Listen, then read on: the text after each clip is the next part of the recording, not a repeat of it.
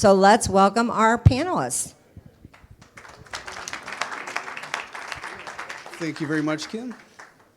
All right, so how about if we just take a real quick moment, you guys go through and introduce it, even though Kim kind of introduced everyone, but just tell everyone about yourself. I'll start, Marc Ashworth, the CISO for First Bank, located or headquartered out of St. Louis here, and we're in about 7 states. So, Andrew? Hi, I'm Andrew Wilder. I'm the CISO for Hillenbrand. It's a global industrial company, and that's me. Tim Marsden, CISO at Stifel Financial. We are in 10 countries, about 300 offices here in the U.S. Financial services, you can kind of figure out what we do. I'm Zach Lewis, the AVP of IT and CISO at the University of Health Sciences and Pharmacy, St. Louis College of Pharmacy, for those who know the name change. We are in the Central West End. We're here in America, and we have some online courses, so people are around, you know. Hi, and I'm Rebecca Harness. I'm the CISO for Quickbase. Quickbase is based in Boston, Massachusetts, but I'm right here in St. Louis. And though we're based in Boston, we really have employees all over the planet right now. So happy to be here. Good to meet you all. All right, thank you. So starting off here, the first question, and then if someone else has a question after this, just let us know. But at the top of everyone's mind is nation-state attacks. You know, currently Russia probably comes to most people's minds. So how have you responded, and what kind of statuses are you communicating back to your teams and boards? Rebecca, you got the mic closest, so why don't we start with you? Yeah, I can go for that. Yeah, it's interesting. You know, when everything happened between Russia and Ukraine, we had a lot of customers interested right away. You know, what's our response to that? You know, there was a lot of notifications from CISA and other government entities that, you know, we need to be hyper aware and such. I got to say, from my perspective, like Russia being a major cyber threat actor that we need to be concerned about is not new news. So, you know, whatever the geopolitical situation, however that changes, really doesn't impact how we're going to protect our customers, how we're going to protect our employees and our company and our product. So it wasn't a major change for us. Taking that kind of a step further, like how worried are we about nation-state attacks? And I think you have to be very worried. A platform like ours, you know, we have about 6,000 customers. Lots of companies run their entire businesses on our platform. Lots of major customers have, you know, some critical data in our platform. So I don't know that Quickbase would necessarily be like the #1 target. Like we want to get Quickbase's, you know, internal user list or anything like that. But they sure want our customers list. So, you know, thinking through that and knowing that our customers are major targets and how do we protect their data the best, how do we partner with them to make sure, you know, Quickbase, we're a low-code platform. We give our customers lots of features and options they can use to secure their data, secure their, the applications that they build with us. But, you know, it's one thing to provide those features, another thing for them to turn them on. So having that type of customer-facing cybersecurity presence where this is how you can take advantage of our features, how you would implement them, the right order to implement them in order to protect your applications the best. And I think that's one of the best things, you know, really any product-facing company can do is partner with their customers to make sure that they're well protected on their platform. Yeah, I echo a lot of what Rebecca said there. I mean, a small university in St. Louis probably isn't attracting the attention of Russia very often. But, you know, yeah, you could be surprised. They may want something we have. Ideally, what we were looking at, we already had blocked a lot of Russia traffic before this incident happened, and then we kind of looked at some of their partners and their allies and shut that down too. But the main thing for us was we do a lot of research on various drugs or new sciences coming out. So we kind of wanted to make sure that was protected and wasn't getting leaked out to whether them or anybody for that matter. So kind of putting some protections around that and watching how that traffic flows. But aside from that, it was business as usual for us. So following the CISA guidance is critical, and especially, you know, with the shields up, and a lot of this is just fundamental. It's things you should be doing anyway. So that was kind of where we started. We were also blocking all the traffic. We added a few countries to our block list, but what we did a little bit differently was we look at financially motivated threat actors, typically ransomware. We added Sandworm and Turla to our ATPs that we started tracking more closely. We had some of our threat analysts look at their TTPs. We do continual red team testing. We did some attack simulations based on Sandworm and Turla versus, you know, your typical ransomware gangs. And so if we're going to get any of the more sophisticated threat actors coming out of Russia eventually when they're able to gather themselves and come at us at some point, I think we'll be a little bit more prepared. So we actually had a sales office in Moscow, which was a concern for us and a concern for the board. So we shut that down. We shut down all the servers that were there. We rebuilt them in our European data center. We redirected all of our Russian websites to our standard company websites.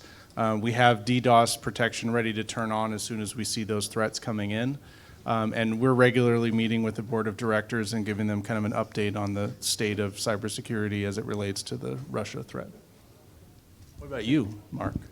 Yeah, so we pretty much echo everything you guys are talking about. We also constantly monitor and looking for trends and seeing where they're going, how often. And we found it interesting that 2 days before the invasion, the attacks dropped by like 90%. And it was like, what's going on here? And then the invasion happened, and then it slowly started ticking back up. But I think now they've switched back to more offensively, and because especially in June, the scans and everything that's happening has skyrocketed now above and beyond where the the pre-invasion numbers were. So I think they're out there, they're looking, they're hungry again, right? The wolf's on the hunt, right? So just make sure you keep everything secure, you're up on your vulnerabilities, you're patching, and you're constantly checking your outside systems, making sure that everything's secure there, and then also on your employee awareness, your phishing training, all that sort of things. All those campaigns I've been seeing escalating. So great. So with all of that, and boards were mentioned a couple of times, do boards and non-security business leaders really care about cybersecurity? Or as CISOs, are we just telling ourselves that, and do they really need to understand it? Andrew? So I'm sure most people in this room have read the latest SEC proposal around cybersecurity and board expertise and all that stuff. So I guess the answer is they better care. Really, I think the answer to that question is it depends on the board, right? Some boards already have this cybersecurity expertise, or they have people who understand it, and some of them really don't care and really don't do anything about it. So I hope that all of you are making sure that your board is aware of these things, and at least that voice gets heard. But whether or not they really care, I think it really depends on the company. Yeah, I think that's a fair point. I think that most boards do care, and if they don't, then maybe it's industry specific, or maybe it's the wrong board member. Our board cares very much. You have to put it in their terms. You have to make them understand the real cost of a breach, and it's not just the annual 8.2 million or whatever they're publishing this year, the cost of a data breach. It goes well beyond that for a publicly traded company. And so you can get their attention pretty quickly, and then they will care. In fact, I don't normally dress like this. I had a board meeting today. I was number 7 on the agenda, but they wanted to talk about it right out of the gate, and we spent probably half of the board meeting, as we have for the past 18 months, talking cyber first. So they do care, once you put the real risk out there. Yeah, our board has a few actual, CISO members already on it, or at least some IT folks on it, so they kind of understand the ramifications of not paying attention to it. They've been there for a few years now, and when I go and talk to them, the first time I did, our meetings were 15, 20 minutes at the end of a long board meeting day, and now that's grown. They're like, here's an hour, here's 2 hours, what do we want to hammer on? We want to know what's going on. They might not care about the framework or the CVEs, but they want to know, are we secure? What are we doing? What do you need? And that's pretty valuable, I think, for us. So I'm going to, being number 4 here, I'm going to differentiate my response a little bit. I think boards certainly care. They absolutely care. But I think they care more that they've got the right person at the helm watching over things. I think one of the first tricks is to, know your audience. I've been very fortunate over the last 4 years, both through the consulting and then 2 CISO positions.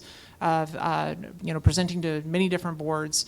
And I got to tell you, they're all different. And at some point, I came to the realization that they're all just folks, right? They're just people, and they're on that board for that organization for a reason. And that might be because the organization is going through a hyper period of growth. It might be because that organization is struggling in some way, or it might be because that organization has a philanthropic goal, and that's just kind of their thing. So knowing your audience, knowing what they're interested in, what they want to hear about, I think is key. They certainly all are concerned about it, but more importantly, they want to know when you walk in the room, they want to see somebody that's enthusiastic, that's authoritative in their space, and more than anything is able to speak with confidence about what we're doing to protect the organization. And my favorite board meetings are I'm there 3-5 minutes and everybody's happy.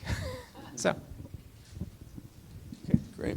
Yeah, I agree. I think the boards now are seeing the change if they haven't already. And with the SEC doing what they're doing and with some of the drafts, it's really becoming another pillar of business that the boards are having to look at. And so it's not just risk, it's being separated out quite a bit. So do cybersecurity leaders generally understand how to talk to the board and business leaders about what they care about? I'll go first on this one. In my experience, no. I think a lot of folks walk in there, especially like first-time CISOs or first-time board presenters, and they talk to that audience from their perspective. So from their own perspective of, oh my gosh, there's all these vulnerabilities. We have 3,000 vulnerabilities. Breaches cost this amount of money. They don't care. That's not the thing. I think there's 3 things really to think about. If your board is a group of seasoned business leaders, they're really looking to understand 3 concepts. What do we need to do to be secure? Number 2 is how much is it going to cost, or how much is enough? And number 3, who do I trust with 1 and 2? And in my experience, if you try and explain number 1 and 2, you are going to absolutely fail at number 3. And that just kind of goes back to that thing of walking in there with confidence, walking in there with experience and that authoritative presence, and being able to talk to things at a very high level to deliver that level of confidence that, yes, we are doing all the right things. But if you get into the granularity of, we're compliant with this many controls, or, our vulnerability remediation looks like this, you're going to lose that audience very fast. And I think that's where, because we grow up in a space of passionate people, I think that's where a lot of cybersecurity leaders fail, because they go in there with that level of passion they just want to brain dump everything all at once, right? And that's going to fall flat almost every time. Yeah, I remember my first board presentation being very green and coming in there with a lot of technical knowledge and throwing a lot of stuff at them, and at the end them being like, are we good? And can we see more of X, Y, or Z? So, kind of retooling that presentation over the last few years to what they need to see, whether that's impact and likelihood, and tying those high risk scores back to, what I need to kind of remediate that, and what makes them feel secure, and shortening that presentation down in terms of, the technical knowledge and the vulnerabilities listed and everything there, and just giving them knowledge that they can understand. I mean, a board understands numbers, so give it to them in money, because they'll know real fast then what's going on. Yeah, and I'll kind of echo that. So my predecessor used to bring a lot of statistics and KRIs and KPIs, and just kind of the board would glaze over. And so you have to put it in the context of what the objectives are, right? And so what is your company trying to achieve from a business process or a strategic objective perspective? And then you explain how you can help be part of that value stack. An example is we are expanding. And we opened up an office in Tel Aviv about 3 years ago, and all they want to know is that, does this expose us to any additional risks? And so you have to always put things into terms of risk, because you can just shut down all computers, all networks, and avoid a lot of risk, right? But we have to accept some residual risk. And so if you're going to open up in Tel Aviv, then you have to understand that you may have some additional threat actors that might be interested in that office, that business. And so you just have to kind of put it in that context. What is it that they're trying to achieve, and how can you help them achieve it securely? And the business leaders and the board will get that. Yeah, so boards are used to making risk-based decisions, especially based on financial information. So if you bring a quantitative risk assessment to them and say, here's how risky we are, right? Here's the things we can do. It's going to cost us $1 million, and if we do this, it's going to reduce our risk by that much. And then you say, here's my expert opinion on what I think we should do, and you allow the business to make a decision. It's really based on their risk appetite and what it is that they want to do. So it's not me telling the board what we're going to do. It's me saying, here's a couple of different options, and this is what I think would be the best one, and let's do it based on the risk appetite of the business. Okay, so I just want to remind everyone, if you have any questions, here, raise your hand and I'll bring a mic to you. Or if you're online, to put that in the chat and we'll get to your questions. So any questions right now, real quick? You got all these expertise up here and no questions? All right. There's been several major vulnerabilities publicly disclosed over the past years. Without talking about how they've necessarily affected your environment, but how do you prioritize those vulnerabilities and address those in your environment without disclosing anything on your environment, right? We're CISOs, right? We don't want to do that. So, Really, it's understanding your critical assets, right? And so we have limited bandwidth in patching and vulnerability management, and so it's understanding which vulnerabilities are going to impact your business and addressing those first. And it's fairly systematic, at least at Stifel. And so I don't feel like there's too much additional thought that needs to go into it. We understand the assets that are impacted by vulnerabilities, and we target those first. So I'm going to take a different approach. For me, it's about relevance. So I love threat intelligence that tells me what attacks have been used against my company in the past successfully. What attacks are being used against other companies in my industry? What attacks are being used against companies in my geographic area? And then, what are those things that are being actively exploited? And those are the things that I want to start with before I start using the other stuff. Now, that list may change all the time. It's dynamic. We're always getting new 0 days, but I really want to start with the stuff that's relevant to me. And I don't disagree with getting your crown jewels, but maybe you don't have that yet. I'll second the crown jewels piece, because that's kind of how we do our stuff here. So, we know where our critical assets are. We know where our sensitive data is. A vulnerability that affects one of those, we're taking care of it immediately. Then touching everything else, we also keep a running list of all vendors and SaaS platforms and what they're supporting and what their backends might be running on. So if something major comes out that could potentially affect one of those, we're definitely reaching out to them to make sure that they're securing their platform and catching those vulnerabilities there, so we don't miss something that's not necessarily within our control, and through them instead. I'll take even a different take after that. I think this is really where culture plays a key role. Within our organization, when there's a critical vulnerability, and there's been, let's say, 2 or 3 over the last 6 months that caused us concern immediately. Remotely exploitable, if you've got this within your environment, Log4j was a good example. Where you're going to succeed is when the security team isn't the first responders to that. We may not immediately, instinctively know, we've got Log4j and we've got it right here. But who does know that? My product development folks know that. My site reliability engineering folks know that. Those are the partner organizations to us. And almost without fail, within seconds of something like that becoming public knowledge, Slack channels are starting to light up right in front of me. And that's when you've got to go to organization. And so how do we think through critical vulnerabilities when they come up, stuff like that? It's your only rational response is building an amazing security culture and a lot of trust, so that people know that they can reach out immediately, that then we can get engaged. Okay, what's our response plan going to be? How do we triage this and work through this? And I think that's probably one of the critical things that you can do these days, because vulnerabilities are so prevalent, is really building that strong culture throughout the organization, so that you're not the only one looking at it, because people are going to tune you out really fast if you are. how has over the last couple of years the increase in remote work changed that for you? Did you have to change your process any, or was it just more of changing how you did your patching in order to meet those vulnerabilities? So at the time the pandemic hit, I was working at the university, St. Louis University, and we got 15,000 students, there's 7,500 employees there. You know, you got a healthcare side, you got the proper university side. And literally overnight, we had everyone needed to be working remotely. We needed to be educating remotely. That was a monstrous, huge thing, and it could have been devastating for the university. I mean, really, truly devastating for the university. And we executed fast. You know, we stood up Zoom faster than anybody. We responded to Zoom bombing faster than anybody because college students are going to college student. You know, so that, you know, when you're suddenly sending people home and literally taking PCs off desks and sending people home to go work from home, and you're built around an on-campus culture, this beautiful downtown St. Louis campus, you've got to change your way of thinking like super, super, super fast. So everything that we did changed literally overnight, and how we thought about endpoint security, which was important, but maybe not the most critical thing, suddenly became the most critical thing because now you're defending against whatever might be sitting on someone's home network.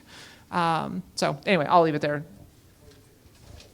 Yeah, I came back to the university in January of 2020, and you know, in March it was go remote. And up until that point, we had not offered any online courses, any remote work, or anything like that. So it was like spring break and the week after, build it all out. Fortunately, we just moved to like a cloud phone system. We were rolling out all of Microsoft's products. We had a brand new EDR rolled out everywhere, and it was just getting all that stuff pushed out immediately, getting training put out for all that as fast as possible. Fortunately, all of our student base gets laptops from us, so we were provisioning those. But you know, how are we going to patch those? We'd always patch internally with machines touching our network. So you know, how are we going to secure those when they're at home? So we kind of pivoted to another solution there to patch those over the internet to keep everything up to date there. But I mean, it was a shift for everybody, and I still have teams that never came back to the office, and it seems to be working fine. But it was a culture change there that we're still seeing the rippling effects of. So I think we were well positioned to work remotely as the pandemic hit. We just needed more licenses, and so we felt pretty comfortable about our security posture, with the exception of our one CVE that will always be number one, and that's the humans. And so suddenly, if you guys recall, in 2020, the social engineering attacks that were happening around the pandemic were pretty overwhelming. And so we ramped up our training and awareness. I went from sending maybe one email from the office of the CISO every month or 6 weeks to sending about 1 to 2 a week, at least for the first 3 or 4 months. And so it was everything about Zoom. It was everything about security hygiene, working from home. You know, working from home sometimes meant people were going to go try and connect to dirty Wi-Fi, right? It was before we had implemented Zscaler. We didn't have always-on VPN. So we fixed those technical issues, but we really hit hard on the human element, and we actually saw our click rates drop from about 8 or 9% in January 2020. We're down around 2% now, and so that again is always going to be our biggest vulnerability, and that was probably where we focused our effort the most. I'm going to go ahead and agree with Tim on this. I think the biggest thing that we did because of the pandemic was to really ramp up the security awareness piece. Really ramp up phishing testing, doing it more often, more awareness, more targeted awareness to admins and to asset owners and stuff like that. I think that was the biggest difference for us. Yeah, for us, I think we were in a good spot. We made some tweaks on our patching process just to kind of change that around, make sure that we stayed effective. And we already had a pretty robust training progress, but we just kept that going and just stayed on it and kept awareness up for us. So yeah. Great. Oh, okay. Here we go. Yeah, you mentioned remote work and endpoints, securing those. Did you have to build out your own vulnerability management program for endpoint vulnerability management, or was that something you already had built in for remote work? I'll start. We already had a VM program. Same. Yeah, I mean, we had a VM program. It was, like I said, on-prem at first on the network, but we were able to pivot to something that could do over internet. So this is where your start in cybersecurity really helps out. I worked in IT for years, and then in 2012 I got a job at Enterprise, and my very first job was in vulnerability management. At the time, Qualys was brand new to the organization. Like, 79,000 findings. What do we do with this? Hire Rebecca. So that was my first job. That was my first job in cybersecurity, and I just always go back to that. So when I started at the university, we had Rapid7, weren't using it very well, and I was like, well, let's get the endpoint edge in, let's start getting that rolled out, the cloud Insight VM. rolled out to the desktops and laptops as well as the servers. And so it was dumb luck. So it was like pandemic hits, everything goes home, doesn't matter because we already have that out there. You know, endpoint security was kind of my first thing that I did in cybersecurity. And so we were already rolling towards an XDR product, you know, instead of the old semantic antivirus. So we had a lot of things that we were very fortunate with. We were already rolling towards a new always-on VPN solution. So we got kind of fortunate there in some of those responses. But yeah, the ability to have visibility, and I did the same thing kind of at Quickbase. First thing I looked at was vulnerability management program. Great on the product side, not so great on the endpoint side. So we changed over our endpoint agents and stuff so we could get that level of visibility into it. And I think that's absolutely critical, especially in today's world. Yeah, great question. You didn't answer it, though. So we pretty much, we had all the tools in place. We just added, because we had the Qualys agent out on everyone's machines, and then we just turned on the patch management to hit all the others. And we was already testing that locally, but we just didn't do that globally. So it was like, okay, here we go, you know, so. Thank you. So Rebecca mentioned culture, and some other people have mentioned remote work, and that brings to mind a particular situation I've had, which is hiring, and you think about, 9.1% inflation just announced today, and low unemployment rate, and niche skills that are difficult to find. My recent hire, I got somebody to accept, took 10 months to find a niche skill. What are you doing to get the people, to create the culture, to have the remote work, and to retain them? So you have to attract them at the current rates and then retain them at the current rates because they're going to go somewhere else. Yeah, great question. And that's as a product organization. I mean, we deal with that across the organization. Developers are in high demand, so we have to find ways to defend against that. We defend against that with culture. So we're not always going to be the highest paying place. I mean, the Amazons, the Microsofts, the Googles of the world are probably always going to pay more than a Quickbase. But we try and pay competitively and be competitive in our space. And we build a culture where people want to work there and the right benefits and that sort of thing. When it comes to security, though, so I needed to hire another AppSec person. I really needed another AppSec person. They are nearly impossible to find. And so I had to think differently, like way differently. And I wrote a job description to find the candidate that their resume is never going to get the attention of any other HR firm. So I didn't put on there that I required a 4-year degree. I said a 4-year degree or equivalent life experience leading to similar results. That was job requirement number one. Like, I don't care if you have a degree. I care that you're a hacker on a keyboard that understands application security. And then I pushed my way out into the rest of the organization and was like, look, I'm looking for an application security person. I'm sure you product people, you developer folks have interviewed someone recently that you really liked but didn't get the job. Like who do you have out there that we could do? And so we got some referrals from that. And so we worked a network. We worked the job description to fit a non-traditional employee. And I got to tell you, so he started 6-8 weeks ago. Phenomenal. Never would have gotten an application security job anywhere because his resume, if you looked at it, you'd be like, yeah, that pile. But by giving somebody a non-traditional person with a non-traditional career path who's just a hacker on a keyboard, and 6 weeks before that was trying to get an app dev job at Quickbase. Now he's a application security associate and phenomenal. He's got a great career ahead of him. Yeah, education isn't known for super high-paying jobs, so we've had to figure out some alternatives there. Mostly, being in education, we offer pretty good training. So perks there, include training and education, and we like to keep, bolstering that and getting people involved there. We've done a lot of hiring during the pandemic up until now, and trying to find people with skills that we can use. A lot of our job descriptions were probably more robust than they needed to be. So trying to strip out some of that not needed tech or old ancient tech and streamline those job descriptions a little more to specifically what we need has helped. Working with HR to bump wages where we can, and whether that's going to the board and being like, we got to be competitive. I mean, the university down the street is offering $10,000 more for their starting, which is $10,000 more than our highest salary that we pay this position. We're not going to get people. So working with them to kind of tweak that, and then also just hiring people and training them on the job. kind of what you have to do at this point, and you get someone in at a lower salary range, maybe fresh off the university block or not, and then just training them in the tools that you're using there, and they'll probably stick around maybe a little bit longer is what we hope. So. Yeah, so if I could write a job description, and HR won't let me do this, it would just say must have attitude and aptitude, and that would be it. The experience, yeah, I mean, it'd be nice if they had experience, but we bring in some junior analysts who have actually, without a college degree, have knocked it out of the ballpark. And so when it comes to the competitive nature, we're also looking at our different security stacks to say, what, frankly, can we find as a service versus bring on an FTE?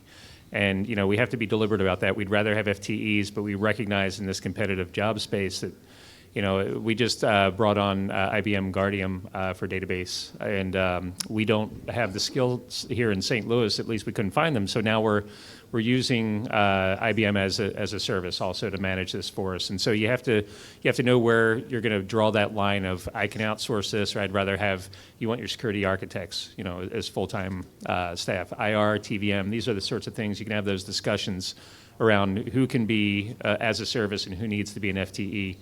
And then obviously you have to cater to, what the job market is dictating, right? We're typically not a work from home kind of place, but, in financial services, but our IT and security teams are allowed to work from home. So we're kind of like, we're the special kids in the building, and the rest of the organization doesn't love it, but they also don't want to see, of our 500 IT and security professionals, they don't want to see a mass exodus, because when we tried to bring people back to the office last summer, we lost 30 people in 2 weeks. And, we said, never mind, we're just kidding. And we actually were able to claw back some of them. But yeah, it's tough. And, it feels a little bit like the tail wagging the dog.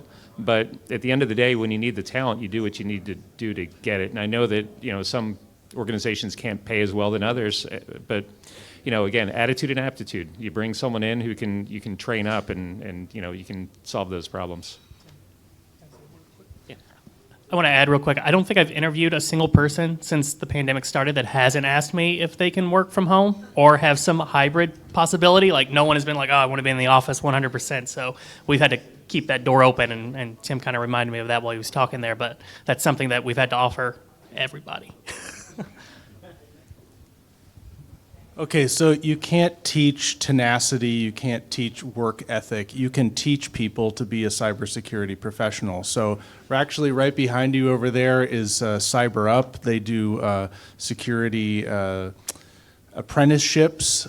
So thinking outside the box, apprenticeships, internships, bringing people in at the entry level and training them. That's a really good thing to do. You also asked about retention. There's a lot of things up here about working from home. I will say one advantage that the pandemic gave us is now I can interview someone anywhere in the world and just let them work from home, right? And by the way, you can save money doing that because, the currency in Argentina or whatever is a lot less. So I think there's some advantages and some disadvantages to it. Obviously, you have to find ways to retain people, but I really think you've got to go outside the box. You can't put these 10 years experience required, whatever the stuff is. You got to really, get low on those and welcome people in at the entry level.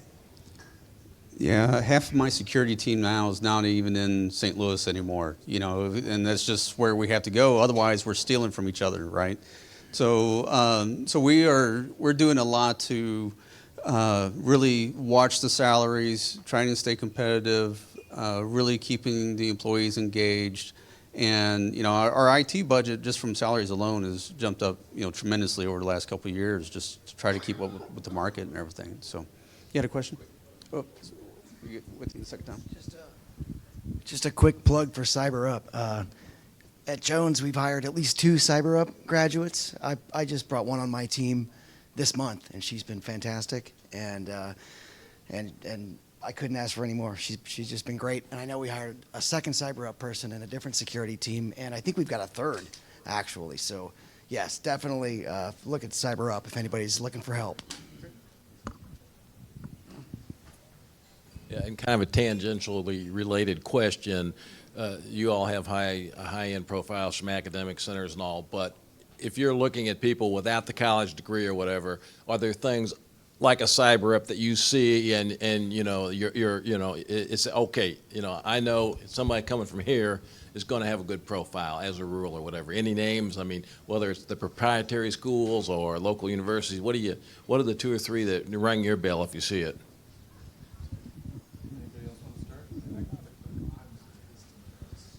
Military service. Yeah. I mean, I think that's kind of a no-brainer, especially in our space. I mean, I read through a lot of resumes and just see if any of the, you know, the stuff they do in their free time or stuff that they've taught themselves kind of stick out. If we actually get to the interview state, I ask a lot of technical questions, and if they can at least walk me through it for the most part, then I'm fine with them not having a degree. I'm going to double down on the military comment. You know, over the course of my career, I've hired or been a manager to a lot of folks, veterans, and I got to say, without fail, always exceptional.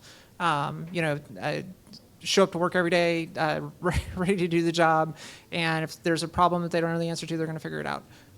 So that's a no-brainer. I will say, you know, several years ago, this is when I was in enterprise, this actually inspired me to go get my master's degree.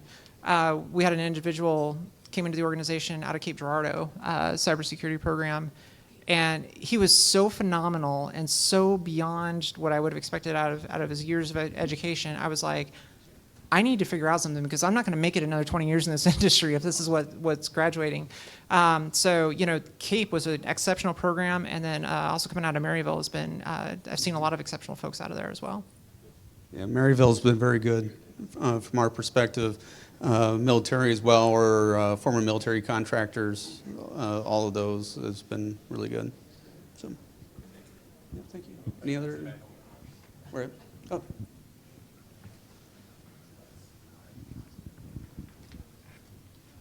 Hi, my company is going more on VDI, virtual desktop interface, and I was just curious what you guys think about that technology in terms of information security and protection.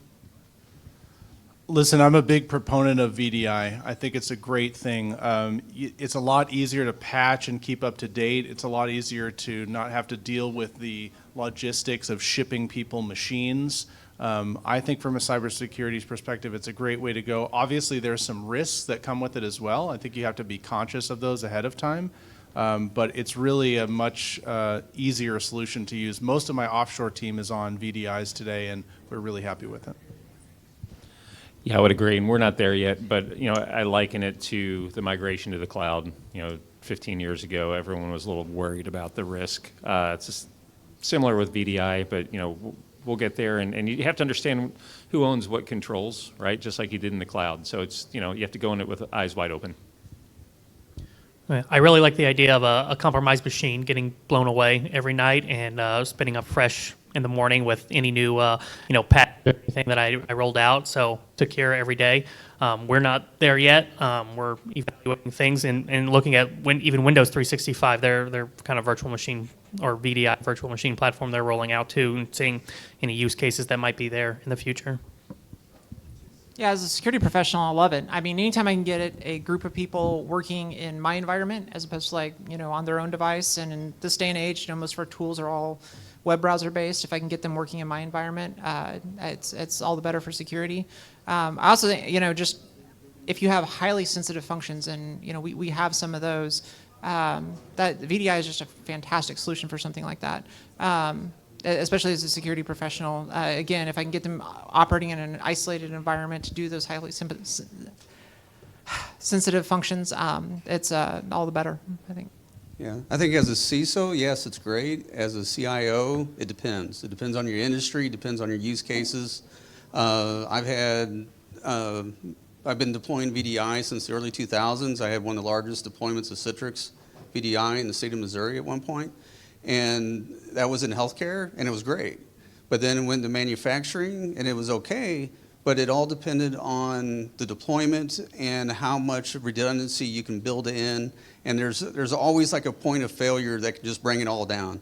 And so if you're willing to accept that risk and to try to mitigate that as much as possible, which costs more money, then it's great. But from a security perspective, yeah, it's great. I agree with everyone here on that. So, great. In several companies, leadership have been reorganized so that the CIO is now under the CISO. Is this an anomaly or a trend, or why? Boy, wouldn't that be nice? Yeah. I'm going to just a brief comment. You know, my whole career I've reported up through CIO, aside from when I was working for myself. At Quickbase, one of the things that drew me to the role is I'm actually in the product organization. I report to the CTO. And since we are a product company, being in the product development organization, that gives me a whole different point of view and a lot more influence than I might otherwise enjoy. Now, some of that is, I've got a philosophy that, it shouldn't matter who I report to if I do my job right. The CISO job is really about influence. So who reports to who shouldn't matter a whole lot if you're good at making friends. It'd be nice, but I don't think that's going to be a trend that's going to have legs. Like a CISO is typically responsible for confidentiality, security, and the CIO is more worried about uptime and making sure everything functions. Fortunately or unfortunately for me, I am both in the university, so it's that weird balancing act of deciding what's more important and when it's more important, and that kind of works. But I think in a larger institution, those two roles definitely need to remain separate and probably report to the board or the president individually as opposed to one or the other.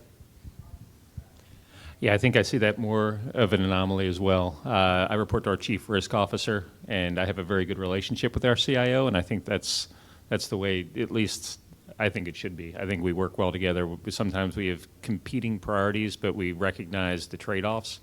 And I think having the CIO report to me would, I don't know. I don't know how I'd feel about that. I think we'd probably have a little bit more conflict. It's definitely a hot topic, right? I mean, where should the CISO report? And different organizations do it different ways. I think for me, the important thing is that the CISO has the ear of the board and the executive management team. So whether or not they report to the CIO or the CIO reports to them, I think it really goes to that second question you asked about whether or not they care. That's a key thing. Yeah, I think it's important that the CISO has a path to be heard if there's a disagreement with the CIO or whoever it is that they report to. If it's not the president of the company or CEO, at least have some sort of escalation path to where if there's some sort of risk that's not being addressed, they have a way to do that. So I think that's the important key off there. I'll also add that we are second line of defense, where the CIO is first line. And so if you have a 3-line of defense model, it just makes sense to be separated. Okay. What's one takeaway you would give a CISO wanting to be more effective communicating cybersecurity to the board and business leaders?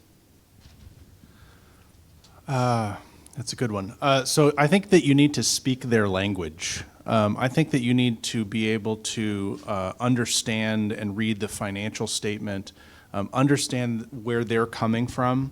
I think a great thing to do would be to go to some storytelling training or getting some presentation skills training. I'll admit from my own faults, my presentation that I give to the board every quarter is really boring, and I'd really like to make it a little bit better. So revise your boring decks. And one of the things that you can do is go see what your peers are doing. Go talk to them and say, hey, what is it that Marc, what are you presenting to the board every quarter? And see, maybe you can kind of steal with pride. Anyway, that's my advice. Yeah, I'll second the storytelling. Again, my predecessor went in with metrics and kind of bored them to death. I say you go in there and tell a story that resonates, even if it's someone else's story. Just, kind of lead them to what is important to them through storytelling, and you'll get their attention. They don't care about the details as much. If my CVE scores in yellow this month, they're not going to get upset. But if I can articulate what's happening in Russia, Ukraine, and give them some potential forecasts and what we're going to do to address those in the form of a story, then it's going to be a good conversation. Yeah, seconding Andrew, I mean, presentation skills, storyfication skills, understand the financials, convey that in terms to the board. I have a COO who's a very animated speaker. He's a very good speaker. Typically, when I have to present, he sometimes comes with me, and I can feed him information, and he can get really, jazz up the board. more so than I can in a lot of instances. So I sometimes partner with him or someone else in the organization. All right, ditto, and then book recommendations. So there's a book called Brief by Joseph McCormick. I will write that down.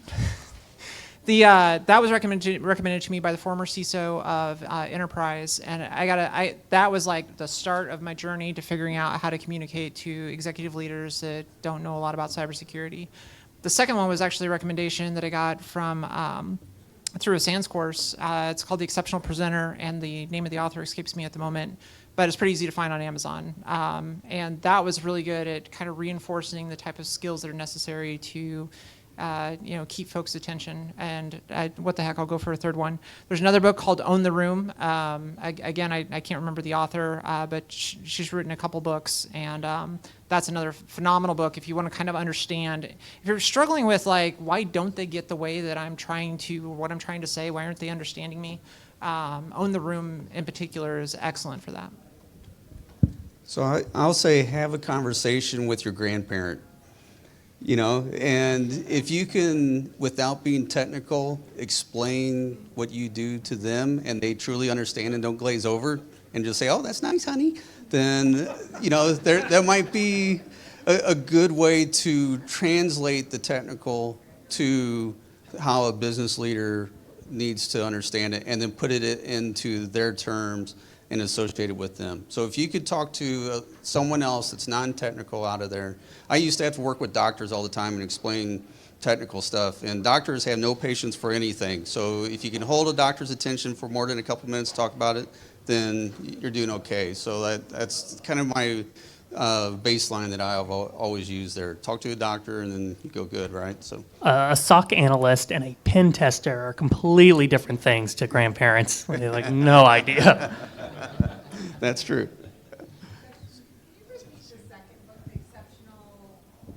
The Exceptional Presenter. Okay. Any other questions? We have a few minutes left here. All right. I'll just yell at you. What keeps you up at night? What keeps us up at night? That's a good question, and I get asked that every now and then. Like, that's like a favorite question of executive leaders. It's like, well, what keeps you up at night? Like, I don't know, not a lot. I've got a great team, so I don't know that a whole lot keeps me up at night. I think if anything keeps me up at night, it's really when you get deeper in your career, and probably for a lot of us here, there's a million things we should be doing, but we can't possibly do. And always knowing that there's like so much work to do, that's probably what keeps me up at night. Because you could bankrupt a company spending on cybersecurity, and I think what keeps me up at night is like, okay, well, what's the thing that we need to prioritize next, or that we need to properly mature next? Right now, it's my small children, typically, on a nightly basis. And then at that point, I try to go back to sleep, and then that's when all the thoughts of despair sink in and keep me up for the rest of the night. Like, is this locked down? I shouldn't have watched that presentation before bed. Now that's seeping in. I got to go check that out right now. But no, I mean, to Rebecca's point, I got a good team. We know what we're about. We feel like we have a pretty good stack and what we're defending against. And, we just got to keep taking it one day at a time and detect what we can and stop everything else. Yeah, I kind of sleep like a baby. Not really, but I would say that it's the evolution of the threat actors that probably keep me up at night, and so, controls deprecate over time. Controls are defeated. MFA is getting defeated, left and right, and MFA is something that all the regulators were begging us, and we'd already had it in place, but begging this industry, make sure you have MFA as if it was a silver bullet. We know it's not a silver bullet. And so now we see instances of MFA being defeated. We see social engineering sophistication, off the charts compared to a year or two ago. I mean, phishing emails and the multi-channel attacks that are happening are, that's probably what keeps me up at night because, again, it goes back to the human. I feel very comfortable with our technology stack and our security tools, our monitoring and detection capabilities. I don't feel comfortable with a new hire in an office in Boise, Idaho. And so it's how are they going to be social engineered? What is the next control that's going to be defeated, and how do we get ahead of that? My concern, the thing that keeps me up at night, is the unknown. So you've got your vulnerability management program, you've got your EDR, you've got your managed systems, but what about somebody who plugs something weird into your network? What about some Wi-Fi connection that you don't know about? What is somebody doing with their home machine that's risky? It's the stuff that I don't know about that keeps me up at night.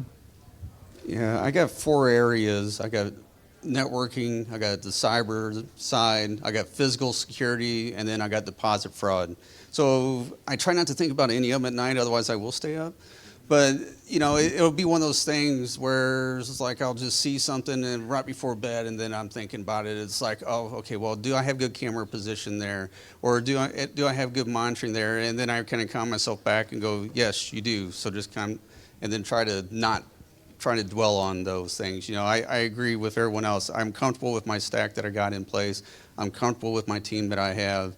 It is just that unknown of what other areas that you know, you might be missing or overlooking. But really, for me, it's more about time. You know, I know what projects that I'm trying to accomplish and what they're going to do, and will I get them done before something happens, right? So, great. Got a question back here? Yeah, just to kind of follow it up. So I'm on the vulnerability management team of Enterprise, actually. So right now, okay, yep, yeah, absolutely. So so ultimately, I had a question, just kind of following up the last question. So all of you guys up there on the panel, what is an acceptable level of visibility when it comes to assets on a percentage scale for all of you guys independently? I don't want you guys to use each other's answers and continue. So it really depends on the organization, right? And if you're talking about 300,000 endpoints or 500 endpoints, the answer is really different, right? Because at 300,000, if you're getting 90%, I'd say you're pretty good. If you got 500 endpoints, you better be pretty damn close to 100%. That's my answer. So 90%? If you're at 300,000, yes. That is a really high. That's good. No, yeah. I love it. Yeah. So that is a KRI that we measure, and it's one of those that we don't really know if that metric is even accurate because it's the unknown, right? But it's basically, we look at it retroactively of how many new devices have we discovered in the past 3 months and how many did we think we have, and that's how we come up with that. You know, it depends on the device. You know, we try to get above 95%. But it depends on the environment and it depends on the asset. So 95 might be across our, you know, Windows platform or Linux platform. You know, so again, it's going to fluctuate, but 95 is our goal. Yeah, I mean, we set probably close to 90, but it varies on stuff, and then I kind of roll that back into, you know, not just finding assets, but also like the vulnerabilities of those assets and kind of what that percentage is in terms of compliance and like things that are publicly facing or internet accessible. We definitely shoot for higher. Internal, it can be a little lower, a little flexible. That we'll get back around to it and kind of remediate as we have time. But anything that's, you know, publicly accessible, we try to really lock down immediately. It's been 4 years since I left Enterprise, so I'm going to use Enterprise as an example. You know, when I was at Enterprise and we were looking at vulnerability management, one of the key things was thin clients. And it was like, I forget how many we had, but it's like zillions of thin clients all over the planet. And the question came up one time, do we need to scan them for vulnerabilities? And the thought was, well, if we know the OS all of them have, then do we really need to scan them individually or do we need to scan a subset? And so it would make sense to scan a subset if you understand that they're all running the same thing. So your asset management feeds your need to know, you know, for vulnerability management because you know everything that's on there. And so you can extrapolate from that. You don't necessarily need to scan it. You don't need to put an agent on it. I'll tell you, fast forward, in a product organization, again, depends on environment. If it runs our product, 100%. Like with that, there is no excuse for anything that runs our product not to have strong vulnerability management controls and not scanning weekly, but you know we're getting basically real-time telemetry. Endpoints, laptops we ship out and stuff. It's beyond a best effort nowadays. What it was before was I think they were happy with 80%, knowing that the agents were healthy and stuff. We're at a point now where it's the high 90s of we want to know that everything's healthy and supported and such. If it falls a little bit below that, then we know we have problems in IT that we need to go work out. Yeah, for us, it depends on the tier. We tier our equipment. So depending on risk. So tier 1, tier 2, 100%. We should know exactly what's on there. For tier 3, which is our last tier, it's 99%. But it also depends on what those are. And in some cases, we do like what you were just talking about. We know what the versions is on some of it, so we'll pen test one of them and not all of them because they're all on the same one. And since we do everything by policy, everything the policy matches on the other system. So it really depends on the tier for us. And I think this is all the time that we have. So we'd like to thank the panel for being here. Thank all of you.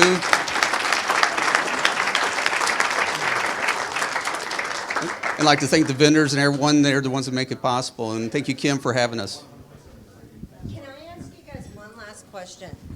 And, I brought this up when our keynote speaker, and if you guys can just do this really quick, I asked this. We travel all around the United States, and there are sponsors in here, and thank you for our sponsors that are here, but one question, since I have a table full of CISOs, and you guys are inundated with emails all the time, phone calls, so what does it take for the sponsors in the room to get in front of any of you guys? And I'll start with you, Mark.